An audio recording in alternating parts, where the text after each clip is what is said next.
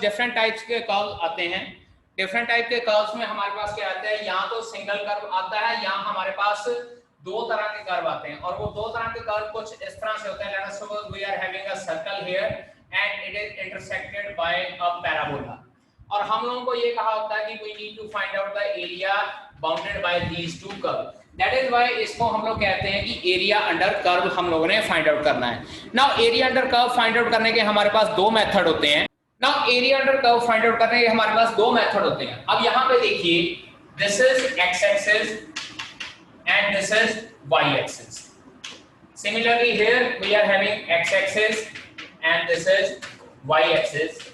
अब यहाँ पे मेरे पास y is equals to a line given है और y is equals to b line given है, and in second case I am having x is equals to a and x is equals to b, where a and b are some constant. अब अगर हमारे पास इस तरह से y equals to a and y equals to b line given होती है या x equals to a x equals to b line given होती है, तो हम लोगों ने किस तरह से फाइंड आउट करना है? In that case area under curve will be given bye integral x into dy and limits are from a to b. x into dy मतलब क्या है कि जो भी फंक्शन हम लोगों को गिवन होगा उस फंक्शन में हम लोगों ने x की वैल्यू निकालनी है। लेट अस सपोज ये हमारे पास एक पैराबोला है जिसकी इक्वेशन y² 4ax है, तो यहां से x की वैल्यू हमारे पास कितनी आ जाती है? y² upon 4a। अब y² अपॉन 4a आ जाती है तो हम लोग इसको फर्दर इस तरह से सॉल्व करते हैं, a to b y² upon 4a into dy। उसके बाद 4a कांस्टेंट होता है, उसको हम लोग बाहर निकाल लेते हैं और y² का इंटीग्रेशन कर देते हैं। अब इन द सेकंड केस हम लोग जब इंटीग्रल करते हैं, जब हमारे पास x की लिमिट्स दी हुई होती हैं, अगर x की लिमिट्स दी हुई होती हैं तो हम लोग इसको लिखेंगे y into dx। बेटा ये याद रख लीजिए, अगर आप लोगों को लिमिट्स y की फॉर्म में गिवन है then you have to write down x into dy, but if you are given limits in the form of x then you have to write down x into dy। अब यहाँ पे भी देख लीजिए, यहाँ पे हमारे पास y² 4ax की फॉर्म का ही पैराबोला है, तो अब यहाँ से y की वैल्यू अगर निकालनी है तो y √ 4ax हो जाएगा। तो इन दैट केस मैं यहाँ पे अगर सॉल्व करना चाहूंगा तो it will be √ 4a into x into dx। अब यहाँ पे देखिए पहले dy था तो हमारे पास वेरिएबल y की फॉर्म में आ गया था, और अगर हमारे पास वेरिएबल dx है तो अंदर भी वेरिएबल हमारे पास x की फॉर्म में ही आ जाता है। और उसके बाद सिंपल हम लोगों ने इंटीग्रेशन के फार्मूले लगाने हैं, डेफिनेट इंटीग्रल्स की लिमिट्स अप्लाई करना है और उसके अकॉर्डिंगली हम लोग इसका आंसर निकाल सकते हैं। Understand? So these are the two method, different types of questions जो इस एरिया अंडर कर्व के फॉर्म में हमारे पास आ सकते हैं। फर्स्ट वन हमारे पास आता है single curve and limits given. Single curve and limits given. Limits given का मतलब है जो अभी मैंने आपको बताया था y equals to a y equals to b या x equals to a x equals to b की फॉर्म में होता है। दूसरा हमारे पास होता है single curve limits are to be found. Limits are to be found, जिसमें हम लोगों को लिमिट्स फाइंड आउट करनी होती है। ठीक है जी। उसके बाद सेकंड टाइप का होता है हमारे पास टू कर्व्स इंटरसेक्शन।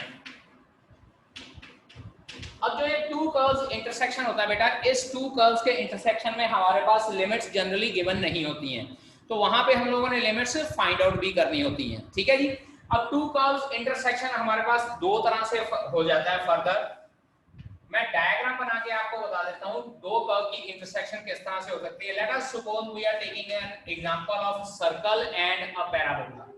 ये मेरे पास एक सर्कल है और ये इसको एक पैराबोला काट रहा है। सिमिलरली सेकंड डायग्राम फिर से मैं सर्कल और पैराबोला की ले रहा हूं। Again I am having a circle, but this time मेरा पैराबोला जो है वो इस साइड पे है। अब यहाँ पे देखिए इस डायग्राम में और इस डायग्राम में फर्क क्या है। हम लोगों ने यहाँ पे ये शेडेड पोर्शन फाइंड आउट करना है and here we need to find out this shaded portion. यहाँ पे हमारे पास क्या है, जो शेडेड पोर्शन है वो हॉरिजॉन्टल फॉर्म में है और यहाँ पे जो शेडेड पोर्शन है वो हमारे पास वर्टिकल फॉर्म में है। अब इन दोनों डायग्राम में डिफरेंस क्या होता है कि लेट अस सपोज ये हमारे पास f1x है, पहला कर्व है सर्कल, और दूसरा कर्व है f2x मेरे पास पैराबोला।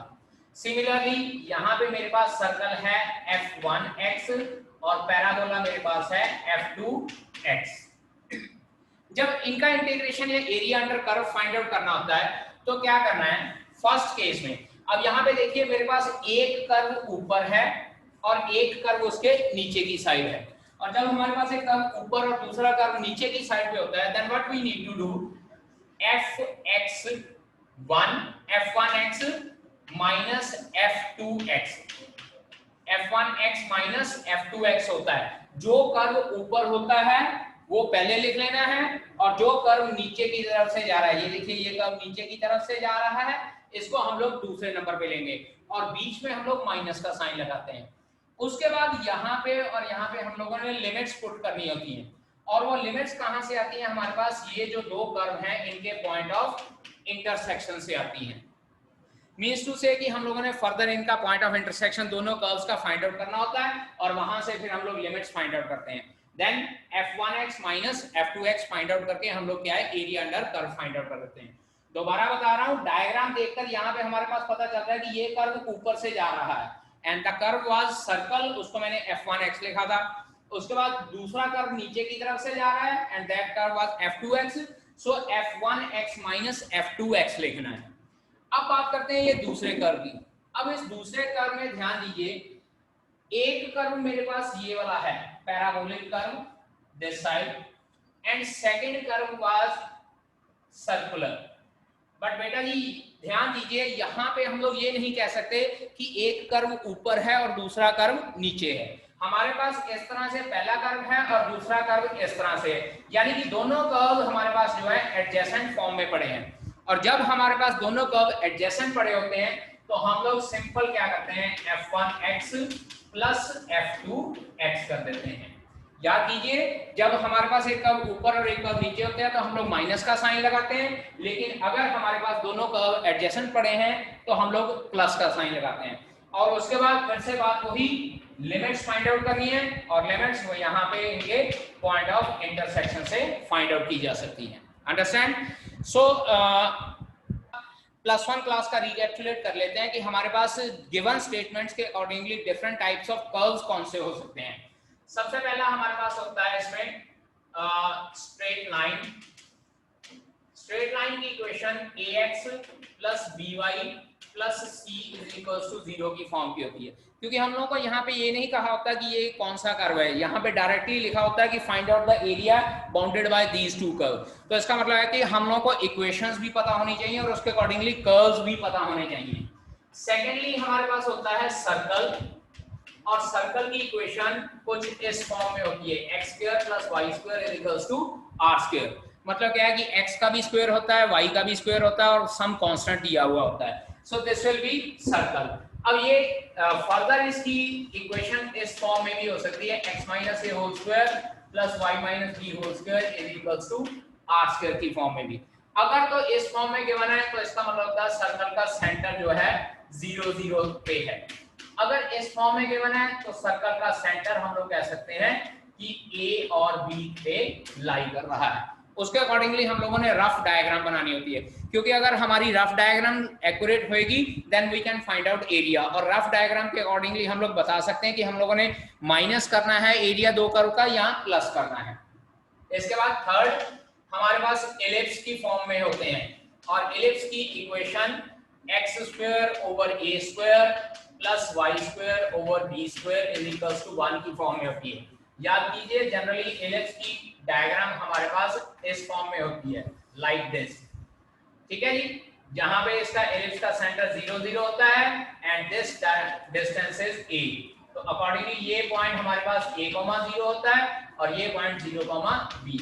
ये सारा प्लस वन क्लास का कोनिक सेक्शन जो है उसमें गिवन होता है, और उस कोनिक सेक्शन के अकॉर्डिंगली हम लोगों ने पॉइंट्स फाइंड आउट करने होते हैं। ये पॉइंट्स आप लोगों को इसलिए फाइंड आउट करने जरूरी हैं क्योंकि इन्हीं पॉइंट्स के ऊपर बेस करके हम लोग लिमिट्स फाइंड आउट करते हैं कि x की वैल्यू कहां से कहां तक लाई करती है। And then fourth one is parabola. और पैराबोला हमारे पास जनरली चार तरह का होता है। एक होता है y² इक्वल्स टू 4ax, एक होता है x² इक्वल्स टू 4ay, या यहाँ पे प्लस माइनस की फॉर्म में भी लगा सकते हैं, बट जनरली हमारे पास जो y² इक्वल्स टू 4ax या x square is equals to 4ay की फॉर्म के पैराबोला ही आते हैं हमारे पास। अदरवाइज एक इक्वेशन होती है y square is equals to -4ay और एक इक्वेशन होती है x square is equals to -4ay। यहाँ y square is equals 4ax। Now this is right parabola जो बिल्कुल सेंटर पे टच करके निकलता है या ओरिजिन को टच करके निकलता है। This is x dash and this is y and y dash और इस पैराबोला का वर्टेक्स 0 0 होता है। सिमिलरली जो ये पैराबोला होता है दिस इज अपवर्ड पैराबोला, ये हमारे पास अपवर्ड पैराबोला होता है और इसकी डायग्राम कुछ इस तरह से होती है x dash and this is y और नीचे हमारे पास y डैश हो जाएगा और ये हमारे पास पैराबोला होता है x square is equals to 4ay। तो डिफरेंट इक्वेशंस के अकॉर्डिंगली हम लोगों को उनकी रफ डायग्राम्स पता होनी चाहिए। अगर हम लोगों को रफ डायग्राम्स पता नहीं होगी then we will not able to draw the rough diagram and we are not able to find out the approximate area under curve using integration. Understand? दोबारा बता रहा हूँ, straight line, circle, ellipse, parabola और and to some extent एक हमारे पास और होता है fifth that is triangle। और वो ट्राइंगल जो होता है हमारे पास जनरली वो स्ट्रेट लाइंस के साथ ही एसोसिएटेड होता है। 3 स्ट्रेट लाइन दी हुई होती हैं और हम लोगों को कहा होता है कि find out the area bounded by these 3 straight lines और वो तीनों स्ट्रेट लाइन ट्राइंगल बनाती हैं और उसके बाद फिर हम लोग उसका एरिया फाइंड आउट कर लेते हैं डिपेंडिंग अपॉन कि कौन से कर्व साथ में है और कौन सा कर्व नीचे की तरफ से। Okay, introduction part for this chapter. Now I am going to start exercise 8.1 from the very first question.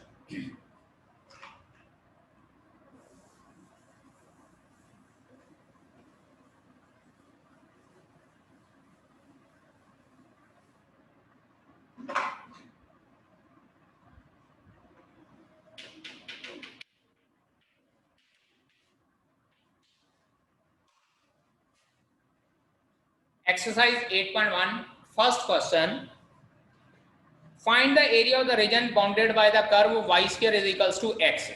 y square is equals to x की फॉर्म का एरिया है and we need to find out the area of the curve y square is equals to x and between the lines x is equals to 1 and x is equals to 4। अब बेटा ध्यान दीजिए y square is equals to x है, x is equals to 1 और x is equals to 4। इसका मतलब क्या है कि मुझे लिमिट्स ऑलरेडी गिवन है। जब भी लिमिट्स होती हैं वो x की फॉर्म में हम लोगों को गिवन होगी, either x is equals to a, x is equals to b और y is equals to a, y is equals to b की फॉर्म में। Now see here y square is equals to x, ये हमारे पास जो मैंने अभी आप लोगों को बताया y square is equals to 4ax की फॉर्म का है पैराबोला। रफ डायग्राम अगर इसकी ड्रॉ करके देखें तो हमारे पास रफ डायग्राम कुछ इस तरह से बनेगी। This is x dash, x, y and y dash and the rough diagram for this parabola will be y square is equals to x। और उसके बाद हम लोगों को ये कहा गया कि x is equals to 1। Let us suppose this is x is equals to 1 and this is x is equals to 4। x is equals to 1 and this is x is equals to 4 and we need to find out the area and साथ में ये कहा line in the first quadrant। Line in the first quadrant मतलब क्या है कि मैंने सिर्फ और सिर्फ ये इतना एरिया फाइंड आउट करना है फर्स्ट क्वाड्रेंट। चेक कीजिए बेटा जी, ये शेडेड पोर्शन है, नीचे वाला पोर्शन इसमें इंक्लूडेड नहीं है। ठीक है जी, according to given condition required area will be. अब यहाँ पे हमारी चॉइस होती है कि हम लोग इसको नेमिंग देनी है या नहीं देनी है। Let us suppose this is A, this is B, this is C and this is D और रिक्वायर्ड एरिया हमारे पास हो जाएगा ABC and this will be given by integration y dx, क्योंकि लिमिट्स x की फॉर्म में given है so I will write here as y dx और लिमिट्स कहां से कहां तक हो जाएंगी 1 से लेकर 4 तक। ठीक है जी, इसके बाद हम लोगों ने y की वैल्यू पुट करनी है। So this is 1 to 4। अगर y square is equals to x था तो y is equals to under root x हो जाएगा। So I will put here as under root x dx। In the next step I can write down 1 to 4 x raised to power 1 by 2 dx। इसके बाद इसका integration solve करते हैं। x raised to power 3 by 2 over 3 by 2 limits are from 1 to 4 or we can say that 2 by 3 4 raised to power 3 by 2 minus 1 raised by 3/2. This will be equals to 2/3 into 4 raised to power 2/3. इसको लिख सकता हूं मैं 2 की power 2 उसकी power 3/2 minus 1, क्योंकि 1 की जितनी मर्जी पावर हो वो 1 ही रहेगी. This 2 will be cancelled out with this 2, so ultimately हमारे पास बचता है 2/3 into 2 की पावर 3 minus 1. 2 की पावर 3 8 होता है, 8 minus 1 is 7, so ultimately 14/3. अब एक बात और बेटा जी, क्योंकि हम लोगों ने एरिया फाइंड आउट करना है और एरिया छोटी क्लासेस में हम लोग करते हैं, इनके साथ यूनिट लगते होते हैं centimetre square, metre square etcetera. अब यहाँ पे हम लोगों को पता नहीं है कि सेंटीमीटर स्क्वायर लिखना है या मीटर स्क्वायर लिखना है, so we will write down here square units. Square units, जो भी इसके यूनिट्स होंगे उनका स्क्वायर हम लोग कंसीडर कर लेंगे and that will be considered as 14/3 square units. Understand? So we have to write down in the answer as 14 square unit because it is very much compulsory. So as we are finding out the area under the curve. Understand? Third question, x square is equals to 4y and y is equals to 2, y is equals to 4. This time limits are given in the form of y only. अब पहले rough diagram बना लेते हैं. x square is equals to 4y जो है वो हमारे पास parabola है, लेकिन अपवर्ड पैराबोला होता है. x square is equals to 4y मतलब x square is equals to 4ay की फॉर्म में. So this will be parabola in the upward direction and lines y is equals to 2 and y is equals to 4. और साथ के साथ हम लोगों को ये कहा गया है कि we need to find out area in the first quadrant only. अब सिर्फ पहले क्वाड्रेंट में फाइंड आउट करना है, means we need to find out this area only. जैसा मैंने पहले भी बताया, अगर फर्स्ट क्वाड्रेंट ना लिखा होता तो हम लोग यहाँ पे इसको 2 से मल्टीप्लाई करते, बट क्योंकि ये सिर्फ फर्स्ट क्वाड्रेंट में कहा है, I will write here A B C and D. According to given conditions given, required area will be ABCD, जो हम लोगों ने शेड किया हुआ है ABCD. अब यहाँ पे लिमिट्स y की फॉर्म में गिवन है, which will be given by x dy और लिमिट्स फ्रॉम 2 to 4. अब अगर x dy है तो यहाँ पे चेक कीजिए, x की वैल्यू मेरे पास आती है √4y, that is x is equals to 2√y. अब जनरली जब हम लोग स्क्वायर रूट का साइन लेते हैं तो हम लोग प्लस माइनस का साइन लगाते हैं. यहाँ पे हम लोग प्लस माइनस का साइन नहीं लगाएंगे क्योंकि एरिया फाइंड आउट करना और area can never be negative. That is why I am removing the negative sign here. या फिर आप लोग यहाँ पे इस तरह से x मॉड भी डाल सकते हैं. ठीक है जी. अब x मॉड की वैल्यू फिर हमारे पास पॉजिटिव ही आ जाएगी. So I will write it like 2 to 4 2√y dx y dy, and in that case 2 बाहर, 2 to 4 y की पावर 1/2 dy. इंटीग्रेट करते हैं, this will be 2 into y raised by 3/2 over 3/2 and limits are from 2 to 4. ये 3/2 इसके साथ multiply हो गए, 4/3 y raised by 3/2, limits are from 2 to 4. And after that when we apply limits, यहाँ पे हमारे पास आता है 4/3, 4 की पावर 3/2 minus 2 की पावर 3/2. ठीक है जी. So I can write it like 4/3 into, पिछले क्वेश्चन की तरह इसको सॉल्व करते हैं. ये हमारे पास आ जाता है 8 और ये 3/2 पावर हो जाती है 2√2. और अगर आप लोग 2√2 कॉमन निकालना चाहते हो तो 4/3 into 2√2 कॉमन निकाल लेते हैं. यहाँ पे हमारे पास बचेगा 4 into 2√2 बचेगा -1. And this will be equals to 8√2/3 into 2√2 minus 1 square units.